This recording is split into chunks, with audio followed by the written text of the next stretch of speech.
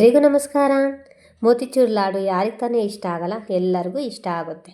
ಇದಕ್ಕೆ ಯಾವುದೇ ಕಡಲೆ ಹಿಟ್ಟು ಬೇಡ, ಕಡಲೆ ಬೇಳೆನೂ ಬೇಡ, 1 ಕಪ್ ರವೆ ಇದ್ದರೆ ಸಾಕು. ತುಂಬಾ ರುಚಿಕರವಾದ ಮೋತಿಚೂರ್ ಲಾಡು ತಯಾರಾಗುತ್ತೆ. ಬನ್ನಿ ಹೇಗೆ ಮಾಡೋದು ಅಂತ ನೋಡೋಣ. ಗ್ಯಾಸ್ ಆನ್ ಮಾಡಿಕೊಂಡು ಒಂದು ಬಾಣಲಿ ಇಟ್ಕೊಂಡಿದ್ದೀನಿ. ಬಾಣಲಿಗೆ ಸುಮಾರು ಒಂದು ಅರ್ಧ ಕಪ್ ಆಗುವಷ್ಟು ತುಪ್ಪ ಹಾಕ್ಕೊಂಡಿದ್ದೀನಿ. ತುಪ್ಪ ಒಂಚೂರು ಬೆಚ್ಚಗಾದ್ಮೇಲೆ ಸುಮಾರು 1.5 ಕಪ್ ಆಗುವಷ್ಟು ರವೆ ತೊಗೊಂಡಿದ್ದೀನಿ. ನೀವು ಬೇಕಾದ್ರೆ 1 ಕಪ್ಪಲ್ಲೂ ಮಾಡಿ ನೋಡಿ. 1.5 ಕಪ್ ರವೆ ತಗೊಂಡು ನೀಟಾಗಿ ಹುರ್ಕೊತಾ ಇದ್ದೀನಿ. ಅದು ನೀಟಾಗಿ ಸ್ಮೆಲ್ ಬರೋವರೆಗೂ ಚೆನ್ನಾಗಿ ಹುರ್ಕೊಳ್ಳೋಣ. ಆ ಸುವಾಸನೆ ಬರ್ತಾ ಘಮ ಗೊತ್ತಾಗುತ್ತೆ. ಅದು ನೀಟಾಗಿ ಫ್ರೈ ಆದಮೇಲೆ ನಾನಿಲ್ಲಿ ಪಕ್ಕದಲ್ಲಿ ಬಿಸಿನೀರು ರೆಡಿ ಮಾಡಿ ಇಟ್ಕೊಂಡಿದ್ದೆ. ಚೆನ್ನಾಗಿ ಕುದಿಯೋ ನೀರನ್ನ ಅದಕ್ಕೆ ಸೇರಿಸ್ಕೊಳ್ಳೋಣ. ಅದು ಚೆನ್ನಾಗಿ ಈಗ ಸ್ವಲ್ಪ ಬಿಸಿನೀರು ಜೊತೆ ಅದು ನೀಟಾಗಿ ಹರಳಾದ್ಮೇಲೆ ಸ್ವಲ್ಪ ಫುಡ್ ಕಲರ್ ಆ್ಯಡ್ ಮಾಡ್ತಾಯಿದ್ದೀನಿ. ಫುಡ್ ಕಲರ್ನ ನೀಟಾಗಿ ಮಿಕ್ಸ್ ಮಾಡಿಕೊಂಡು ನಾನಿಲ್ಲಿ ಸ್ವಲ್ಪ ಗೋಡಂಬಿನ ಸೇರಿಸ್ಕೊತಾ ಇದ್ದೀನಿ.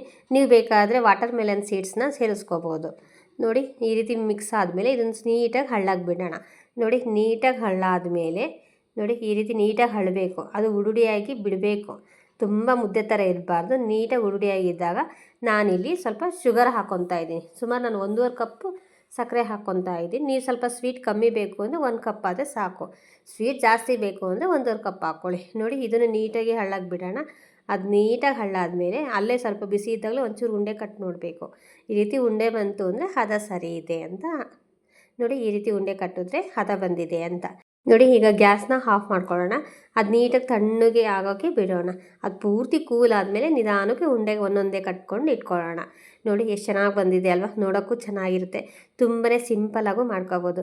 ರವೆಯಿಂದ ಮಾಡಿದ್ದೀವಿ ಅಂತ ಯಾರಿಗೂ ಗೊತ್ತಾಗಲ್ಲ, ಅಷ್ಟು ಚೆನ್ನಾಗಿರುತ್ತೆ. ಒಂದು ಸತಿ ನೀವು ಟ್ರೈ ಮಾಡಿ ನೋಡಿ.